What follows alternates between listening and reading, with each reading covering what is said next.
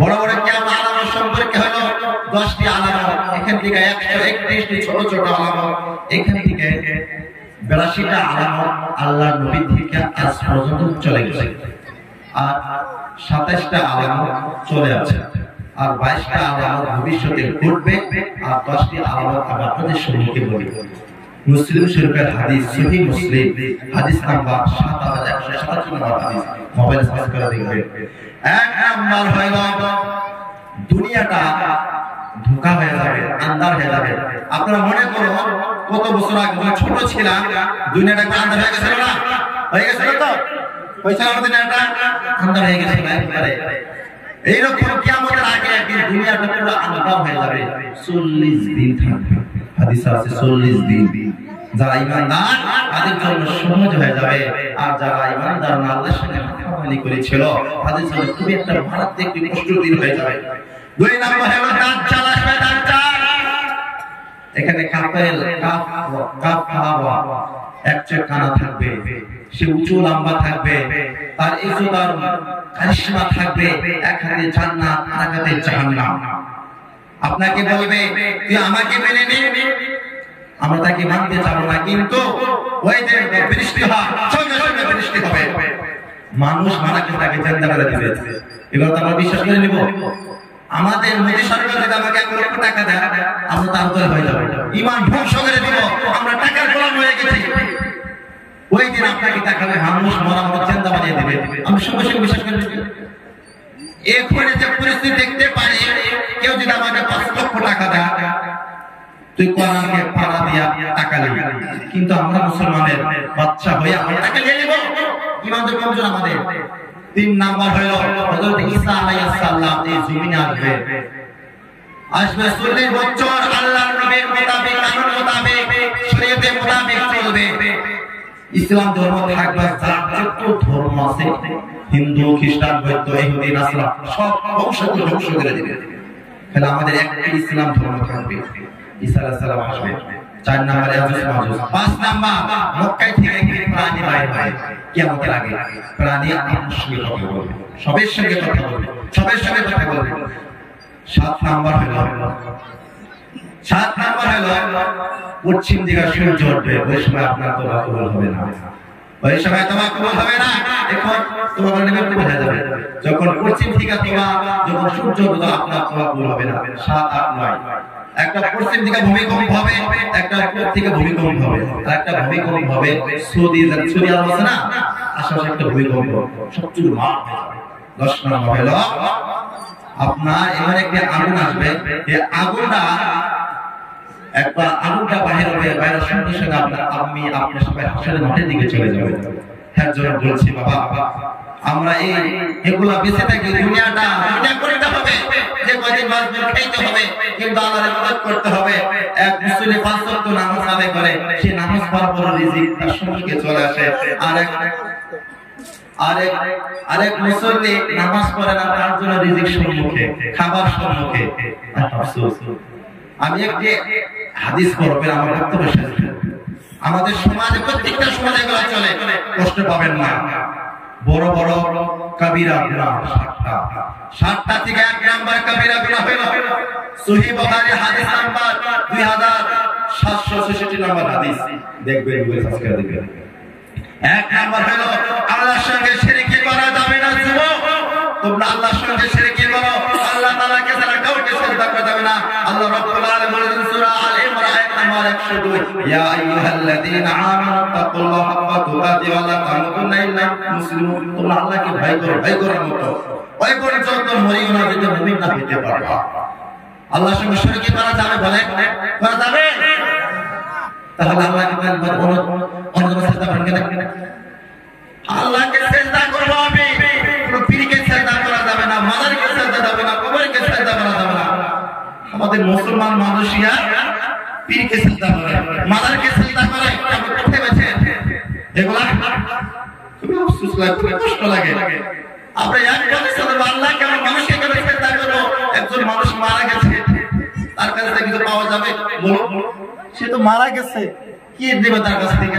তার কবরে জান্নাত না জাহান্নাম আপনি জানেন? তার কাছে বলেন বাবা আমাকে এটা দাও এটা দাও, শীত মারা গেছে, যদি আপনি চান আল্লাহর ঘরে যান, আল্লাহ ঘরে চান আল্লাহ দিবে। বোঝা গেল আল্লাহ তাআলা ছাড়া কারোর সঙ্গে শিরক করা যাবে না, জাদু করা যাবে না। জাদু করে আরে যুবক যদি কষ্ট দেয় আমাকে আল্লাহ দিবে। মানুষ মানুষকে কষ্ট দেয়, মানুষ মানুষকে কষ্ট দেয় না, দেয় না? বদনাম করে চুগলখোর লাইদুল জান্নাতে যেতে হবে, চুগলখোর জান্নাতে যাবে না, জাহান্নামে যাবে। দেখবেন আমাদের হুজুর লাগি সে জন্য চার দোকান চা খেতে লাগে না, খালি গিবত চলে, খালি গিবত।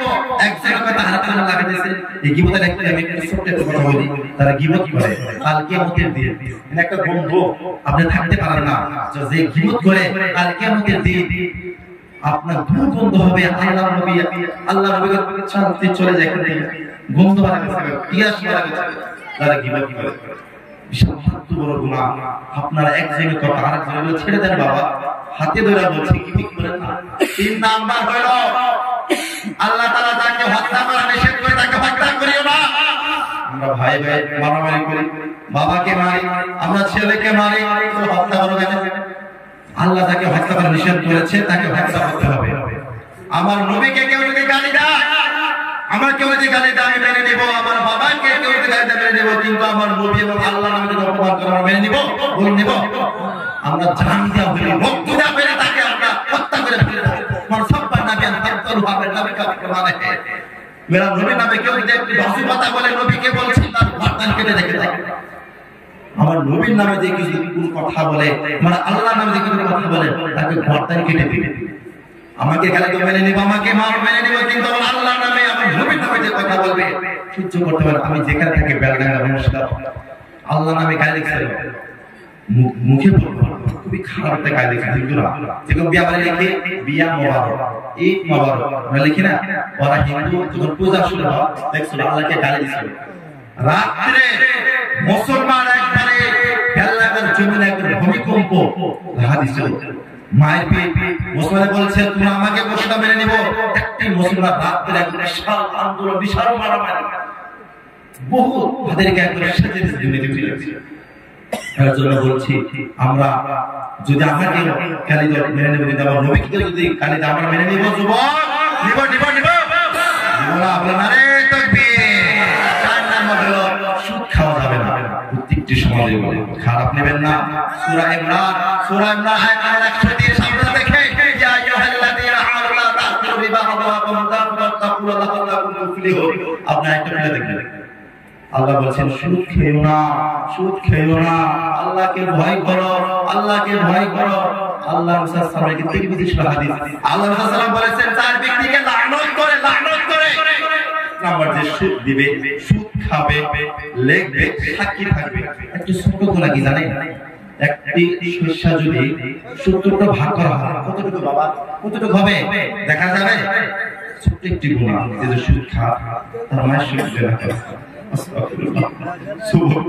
আমি তোমাদের খাতে বলছি ভাই করোলা করোলা এগুলা কোন আলিম এগুলা বলে না, করোলা খুবই কষ্ট। তোমাদের কিভাবে বোঝাবো বলো? চার নাম্বার তারপরে হলো ইতিমের মাল খাইও না, এগুলো কবিরা গুনাহ, এগুলো কবিরা গুনাহ। যুদ্ধের ময়দান থেকে পালিয়ে আসা যাবে না, এগুলো কবিরা গুনাহ, এগুলো বিশাল বড় বড় গুনাহ। আমি ছোট মানুষের বড় কথা বললাম, আমার বাবাও বলে নাই, কোভিডের লোক আমাকে বলে এই কথা বলবা, আমার কেউ বলে নাই এগুলা বলবা। হাদিস কোরআনে আছে বলে দিলাম মানলে আবু বকর না মানলে কি আবু জাহেল। তুমি মানবা না, মানবা বকর হবা, মানবা না আবু জাহেল হয়ে যাবে। এগুলো নিষেধ আছে কোরআনের মধ্যে, তুমি মানবা না। আমার কথা আমি বলে দিলাম বাবা, যুবক আমার কথা আমি বলে দিলাম, তুমি এগুলো যদি মানো আমি বলবো, কাল কেমন দিন আমি বলবো আল্লাহ আমি জানো ফেব্রুয়ারির 10 তারিখে সোমবারের দিন আমি কবরস্থানে আমার যুবকদেরকে বলেছিলাম, নবীদেরকে বলেছিলাম, ওই দিন তারা তওবা করছে, আর কোনদিন করে নাই, কোনদিন করে নাই। আজকে যে ছেড়ে দেয় আমরা সাক্ষী দেব আল্লাহ, ওই দিন থেকে তারা তওবা করছে, আর কোনদিন তাদেরকে মাফ করে দাও। এই জীবনে না করে বন্দে গুনাহ করে